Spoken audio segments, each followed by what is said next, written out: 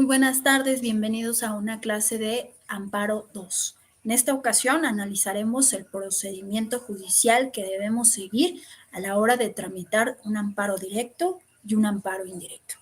Ambos procedimientos están establecidos en la Ley de Amparo Reglamentaria de los artículos 103 y 107 constitucional. Analizaremos cada uno de estos preceptos que lo regula. Iniciemos con el amparo directo.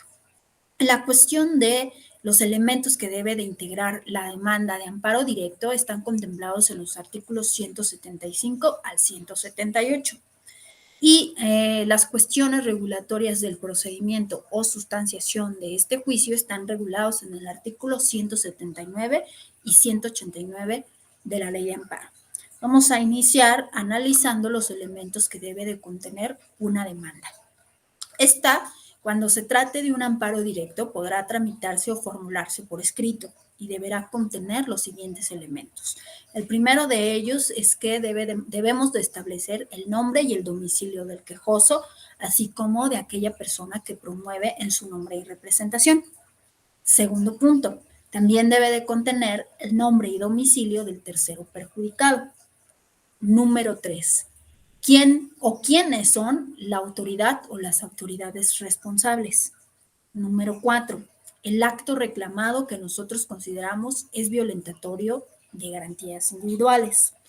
Número 5. Tenemos que anexar también la fecha en la que a mí como quejoso me notificaron el acto reclamado. Eso es muy importante porque a partir de ahí proceden los plazos establecidos por la ley, tanto para ejercer la demanda de amparo como cualquier otro recurso que queramos interponer. Número 6. Tenemos que también justificar, fundamentar y motivar nuestra demanda de amparo, y para ello tenemos que señalar los preceptos que contienen los derechos humanos o las garantías individuales cuya violación estamos reclamando o los que consideramos se nos han violentado. Y número 7, los conceptos de violación, es decir, los antecedentes del asunto principal que consideramos nosotros han motivado el acto reclamado que estamos o que consideramos que es fuera o establecido a lo que establece la Constitución. Una vez que ya hemos analizado los elementos que debe de contener una demanda, vamos a estudiar o analizar algunas de las disposiciones que tenemos que tomar en consideración con la presentación de la demanda. Bien, pues la demanda de amparo directo tendremos que interponerla ante la autoridad responsable, aquella que cometió el acto reclamado, y la tendremos que hacer acompañar de un juego de copias por cada una de las partes que intervienen en el juicio. Una vez que nosotros interponemos la demanda o a partir del momento en el que la autoridad responsable recibe nuestra solicitud de amparo, tiene un plazo de 24 horas para decidir sobre la suspensión del acto reclamado. Esta demanda se puede llevar o este juicio se puede llevar sin o con suspensión de este acto reclamado, dependiendo los efectos que tenga la ejecución del acto reclamado. Tanto en los juicios de orden penal como en el laboral y como en el agrario, cuando no se anexen las copias requeridas, bueno, pues la autoridad responsable las sacará de oficio. No es necesario que se las solicite al promovente para poder subsanar esta omisión. Ahora bien, en el caso de la suspensión del acto reclamado, en aquellos juicios que sean del orden penal, la autoridad responsable, con la presentación de la demanda, ordenará de oficio la suspensión y también declarará la suspensión plana de la solución reclamada. Esto significa que en los juicios de orden penal sí dejan sin efectos de manera oficiosa el acto reclamado.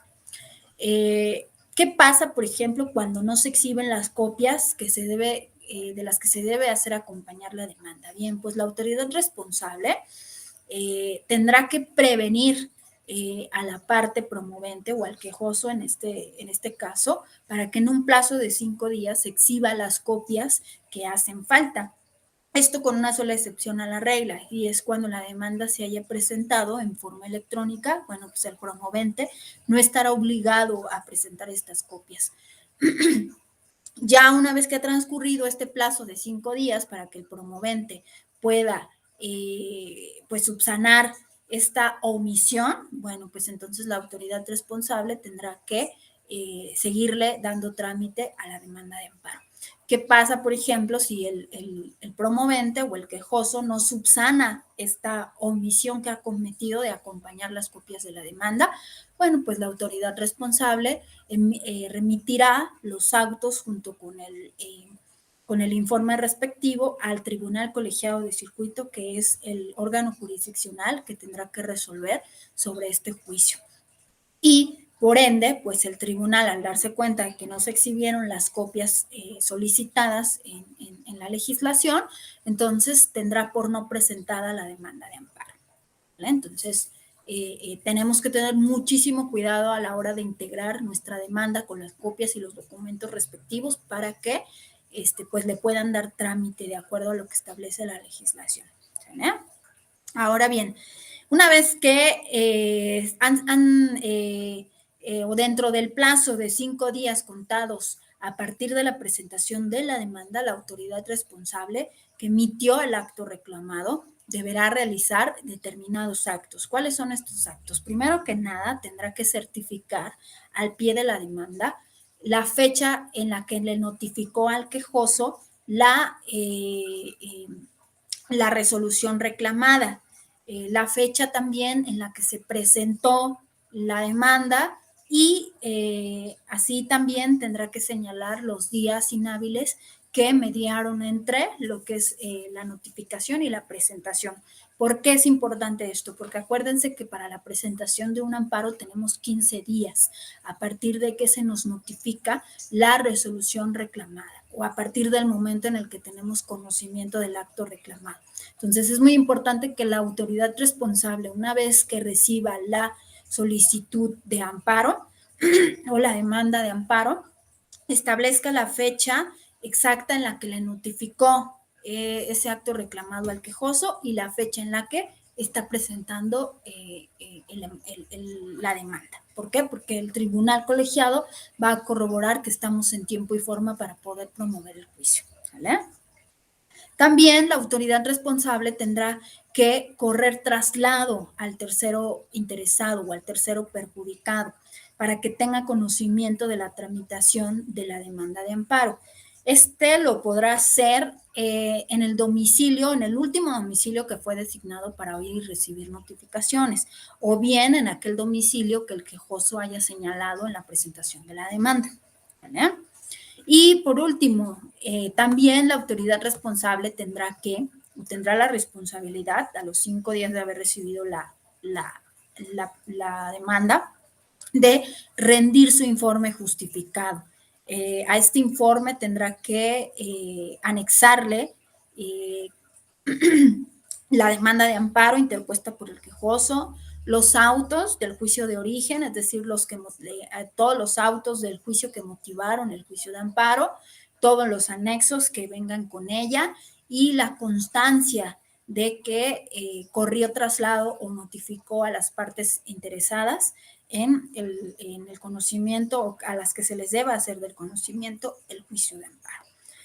Obviamente tiene la responsabilidad, como va a remitir todos los autos del juicio que originaron el juicio de amparo, tendrá que dejar en su poder un juego de copias certificadas de todas las actuaciones necesarias para que en su momento ejecute la resolución reclamada y para proveer lo conducente respecto a la suspensión del acto reclamado. Es decir, no hay que dejarlo en estado de indefensión, él se tiene que quedar con una copia certificada de todos los autos para que él pueda actuar conforme a lo que le corresponde.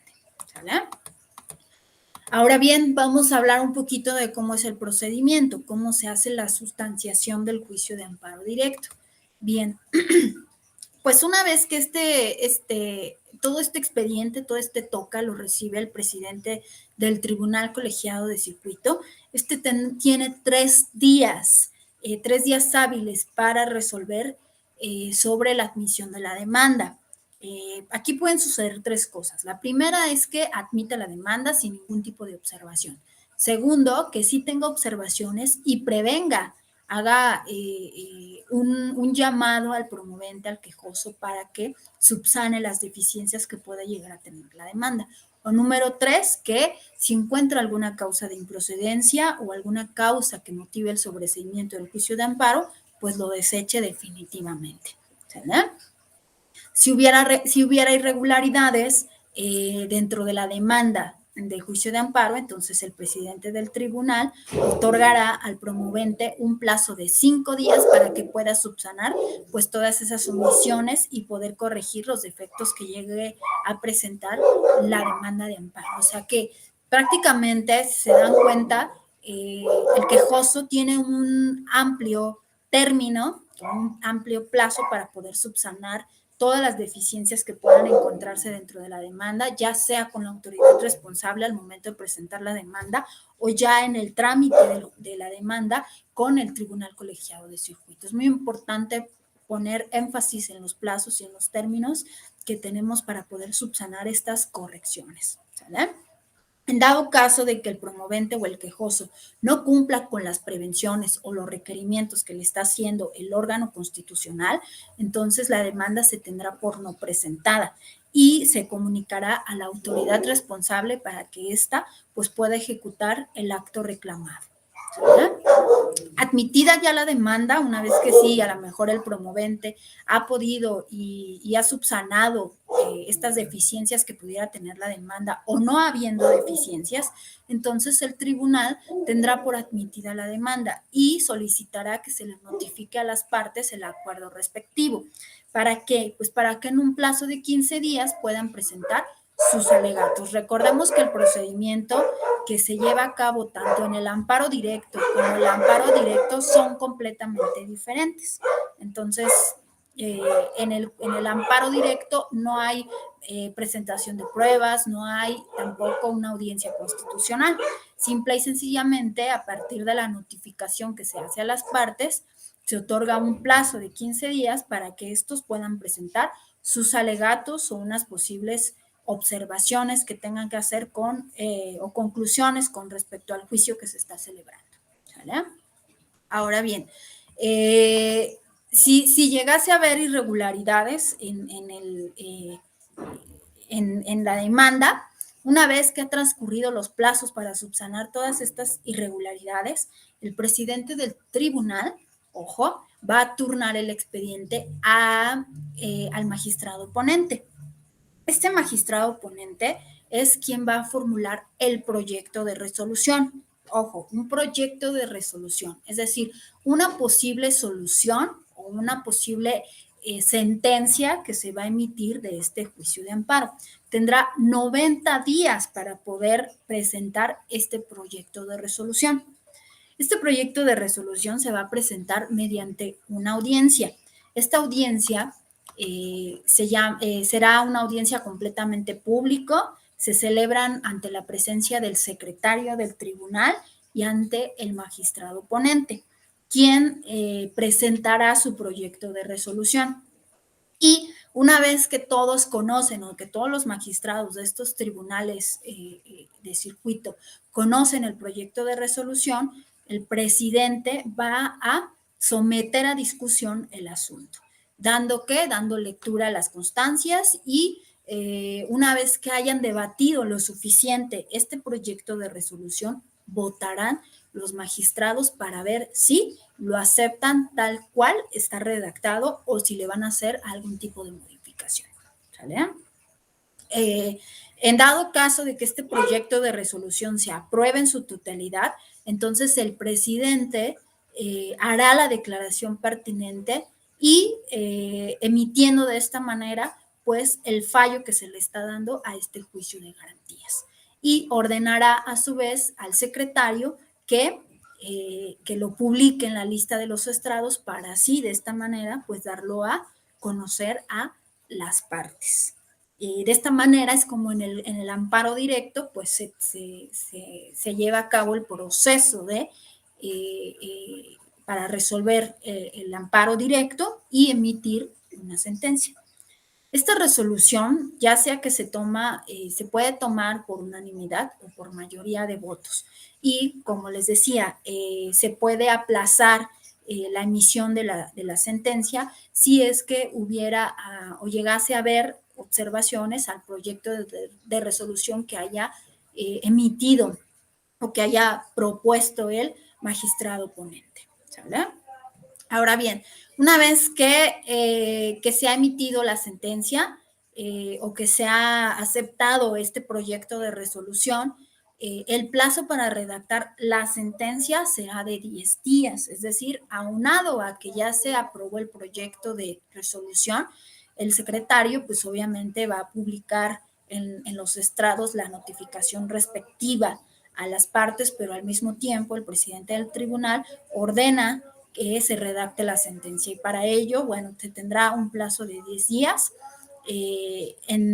Dentro de esta sentencia, perdón, tendrán que quedar constancia del proyecto original de resolución que emitió o que propuso el magistrado imponente. ¿Sale? Y ya una vez que esté redactada la sentencia, bueno, pues se firma por todos los integrantes, magistrados, por el secretario de acuerdos y finalmente se notificará a las partes de la resolución emitida por medio de la lista y el boletín judicial. Y ya una vez que se ha notificado esta sentencia a las partes y no habiendo tramitado alguno de los recursos que admite la ley de amparo, como el recurso de reclamación, el recurso de revisión o el recurso de queja, entonces va a requerir a la autoridad responsable que cumpla con la ejecutoria de esta sentencia dentro de un plazo de 3 días. ¿Vale? Es decir, a la autoridad responsable también se le notifica la resolución emitida, obviamente se le gira copia certificada de esta sentencia emitida y el tribunal de circuito le da un plazo de 3 días para que ejecute sin problema pues la sentencia emitida. Esto obviamente ocurrirá en el momento en el que el quejoso, perdón, no interponga recurso alguno contra la sentencia emitida. ¿Sale? ¿Se dan cuenta? El procedimiento es muy sencillo. Se amplía bastante por los plazos que nos dan, ya sea para subsanar alguna deficiencia en la demanda, para la presentación de alegatos, para emitir el proyecto de resolución. Ahí prácticamente son 90 días, estamos hablando de 3 meses. Luego viene la parte de la discusión de este proyecto de resolución, el ver si no tienen observaciones y si tienen observaciones, postergar aún más pues la emisión de la sentencia y posteriormente pues 10 días más para poder redactar la sentencia y dársela a conocer a las partes. Entonces sí es un proceso a lo mejor un poquito largo, pero no porque el proceso lo amerite, sino por los plazos que la ley establece para la ejecución de cada uno de estos actos procesales. ¿Vale? Bien, ahora sí, vamos a ver el procedimiento del amparo indirecto. De igual manera, este está regulado en la ley de amparo. Los requisitos que debe establecer la demanda están contenidos en el artículo 108 al 111. Y en cuanto al procedimiento, las reglas del procedimiento están reguladas en los artículos 112 al 114, perdón, por ahí hubo un errorcito de dedo. Siempre se me van los errorcitos de dedo, ¿no? Creo que a todos nos pasa. Bien, vamos a revisar qué es lo que debe de contener o los elementos que debe de contener una demanda de amparo indirecto. Son un poco parecidos a los del amparo directo. La diferencia radica en su presentación. La demanda de amparo indirecto se puede formular por escrito o bien electrónicamente, solo en los casos en los que la ley lo permite. Y va a contener también el nombre y domicilio del quejoso y de quien promueven su nombre y representación. Aquí, en este sentido, cambia un poquito con el amparo directo. Tenemos que manifestar el nombre y el domicilio del tercero interesado. Y si no lo conocemos, manifestarlo bajo protesta de decir verdad. Les decía, a lo mejor yo tengo conocimiento de que aquí vivía, pero yo no estoy 100% seguro. Bueno, entonces hay que manifestarlo bajo protesta de decir verdad. Número 3, la autoridad o las autoridades responsables. ¿Vale? Número 4, este es otro aspecto que cambia con el amparo directo. Aquí tenemos que establecer la norma general, el acto o la omisión que de cada autoridad estamos reclamando. ¿Sale? Acuérdense que el amparo indirecto procede también contra normas de observancia general, locales o federales, que nosotros, que por su entrada en vigor consideramos nos puede violentar alguna garantía individual. ¿Verdad? Número 5, igual, bajo protesta de decir verdad, tenemos que establecer los hechos o las abstenciones que constituyan el acto reclamado. ¿Verdad? Número 6, los preceptos constitucionales que contienen los derechos humanos y las garantías individuales que consideramos se nos están violentando y obviamente cuya violación estamos reclamando. Y por último, también los conceptos de violación, es decir, los antecedentes de donde derivan la violación a estas garantías individuales. ¿Eh? Ahora bien, ojo, también los requisitos de una demanda de amparo indirecto cambian cuando se trata de asuntos de imposible reparación, como por ejemplo asuntos que tengan que ver con la privación de la libertad, con el destierro, con la deportación o con la desaparición forzada de personas o incluso con la extradición de una persona, que son casos de imposible reparación.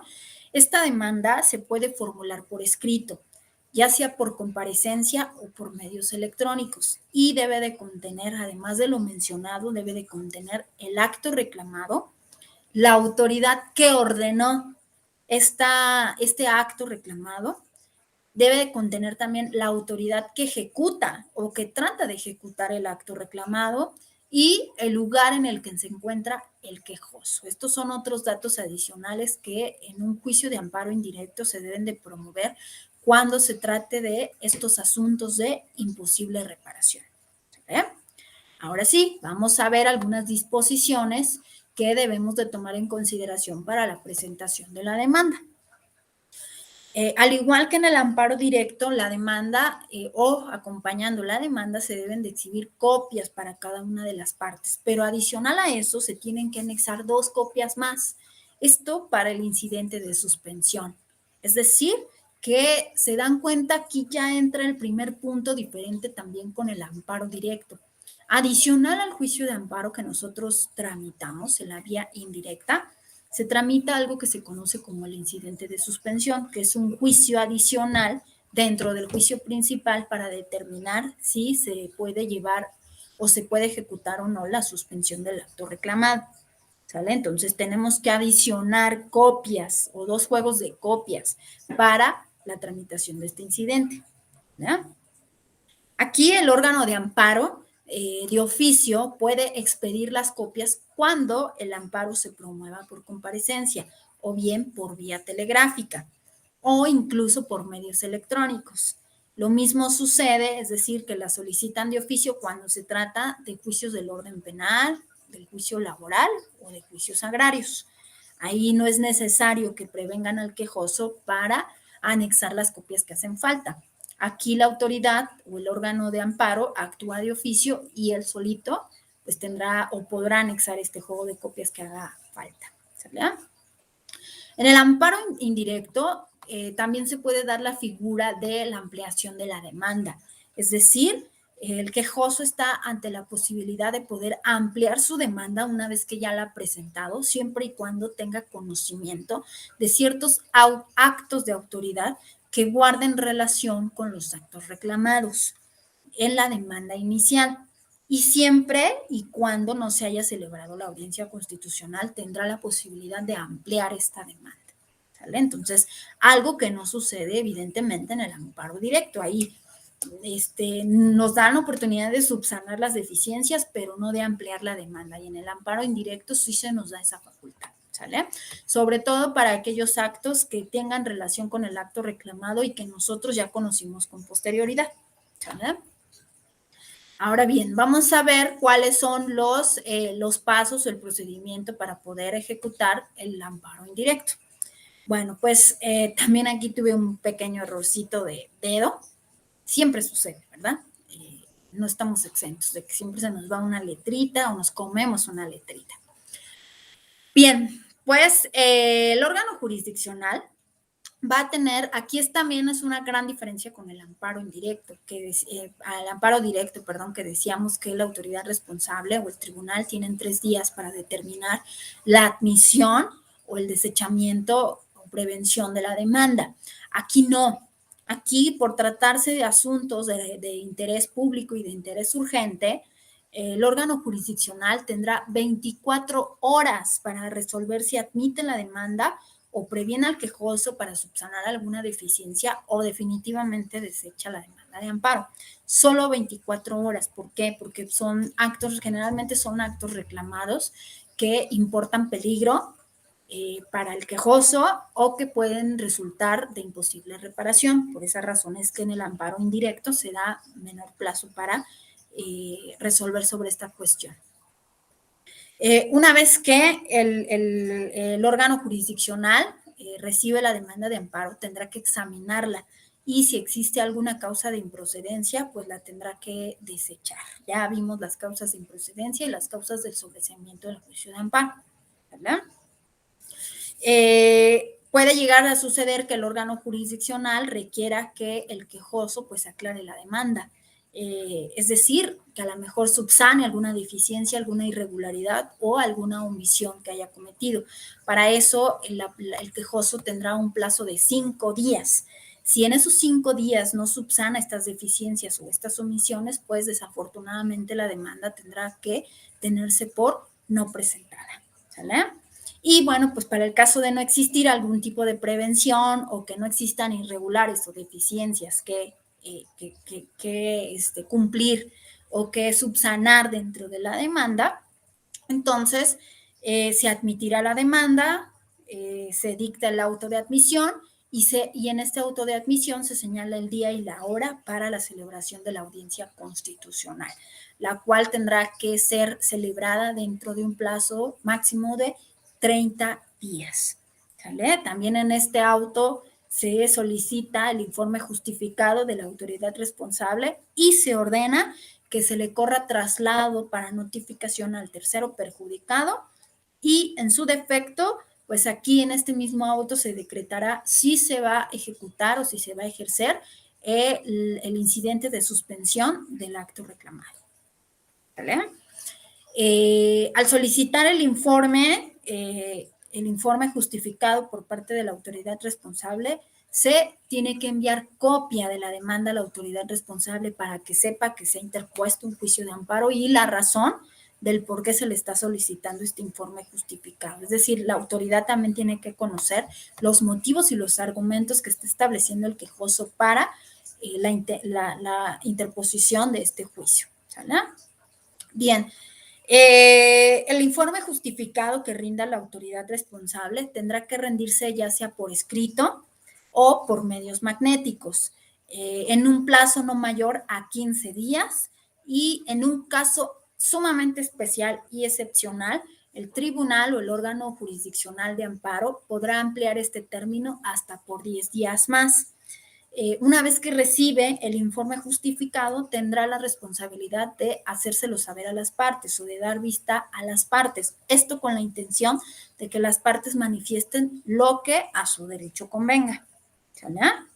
Ahora bien, cuando el juicio de amparo indirecto se interponga contra normas generales, el informe justificado solamente tendrá que rendirse dentro de un plazo de 3 días improrrogables. Ahí sí ya no se puede prorrogar más el tiempo y solamente tienen 3 días. ¿Sale? Y la celebración de la audiencia constitucional ya no tendrá que darse dentro de los 30 días siguientes, sino tendrá que darse dentro de los 10 días siguientes a la rendición del informe justificado. ¿Sale? Y obviamente en ambos casos se tendrá que dar vista a las partes para que éstas manifiesten lo que a su derecho convenga. ¿Vale? Ahora bien, en este procedimiento de amparo indirecto, sí se admiten pruebas, a diferencia del amparo directo, que ahí no se admiten pruebas, aquí se admite toda clase de pruebas, menos la confesional por posiciones. ¿Vale? Todas las pruebas deben presentarse o deben ofrecerse y desahogarse en la audiencia constitucional, con excepción de aquellas que deban celebrarse con anterioridad. En el caso de la testimonial, en el caso de la pericial, en el caso de la inspección judicial, estas deben ofrecerse a más tardar 5 días hábiles antes de que se celebre la audiencia constitucional. Obviamente exhibiendo el original y copias para cada una de las partes, tanto de los interrogatorios en el caso de la prueba testimonial, como los puntos o el cuestionario sobre el cual van a versar, por ejemplo, la prueba pericial y la inspección judicial. ¿Sale? Así como también tenemos que proporcionar el nombre y el domicilio de los testigos cuando de manera personal el quejoso no los pueda presentar. Así también el nombre del perito, de los peritos que vayan a llevar a cabo la inspección judicial o vayan a emitir el dictamen pericial. ¿Sale? Nosotros estamos obligados como quejosos a presentar el nombre y domicilio. Si no tenemos el domicilio, bueno, entonces se solicita al órgano jurisdiccional que ellos los notifiquen, ¿sale? Y se puede hacer sin ningún problema. Ya una vez que se han presentado, que se han ofrecido estas pruebas y que en su momento se han requerido que con anterioridad a la audiencia constitucional se desahoguen, pues entonces ahora sí se celebra la audiencia, que de igual manera que en el amparo directo la audiencia es pública.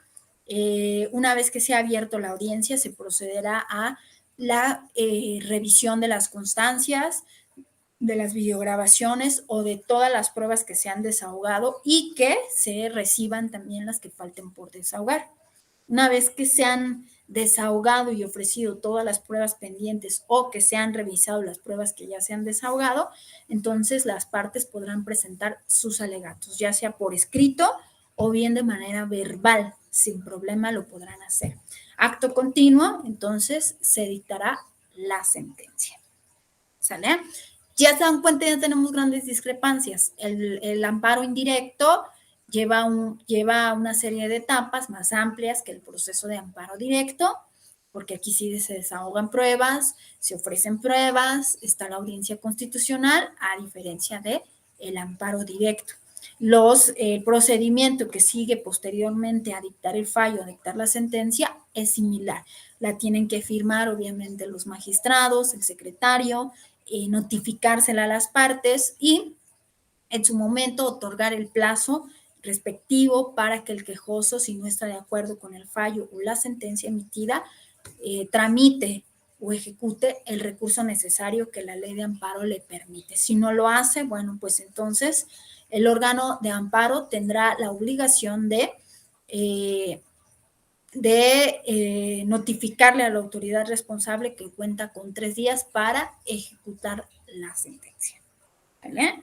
Entonces, son procedimientos muy sencillos, son procedimientos de los cuales ya más o menos hemos venido hablando durante todas estas semanas de clases. De cualquier manera, vamos ya a empezar a revisar la parte práctica de estos juicios. En esta ocasión ya vamos a empezar a analizar una demanda de amparo para que ustedes vayan identificando claramente en físico, punto por punto, cuáles son los requisitos que debe de establecer la demanda de amparo. También vamos a analizar ya una sentencia de amparo que también nos va a permitir a fondo determinar en la práctica qué es, cómo debe estar fundamentada y motivada pues una sentencia para pues tratar de entender el sentido en el que se ha emitido esa sentencia, ¿no? Entonces vienen puntos bien interesantes, vienen puntos bien importantes del procedimiento que vamos a empezar a analizar ya en la práctica y que yo creo que eso nos va a ayudar para ampliar el conocimiento de los temas que hemos llevado durante estas semanas, ¿no? Entonces, los invito a que vayan revisando los materiales que estaban publicados en la plataforma y que cualquier duda, por favor, cualquier situación que no haya quedado clara, pues que la podamos revisar pues en la clase sabatina, ¿sale? Agradezco mucho su atención del día de hoy. Espero que hayan quedado claros estos puntos importantes sobre el procedimiento de amparo directo e indirecto. Y si no, los retomaremos y los retroalimentaremos en la clase sabatina, ¿sale? Cuídense mucho, agradezco su atención y que estén muy bien. Gracias.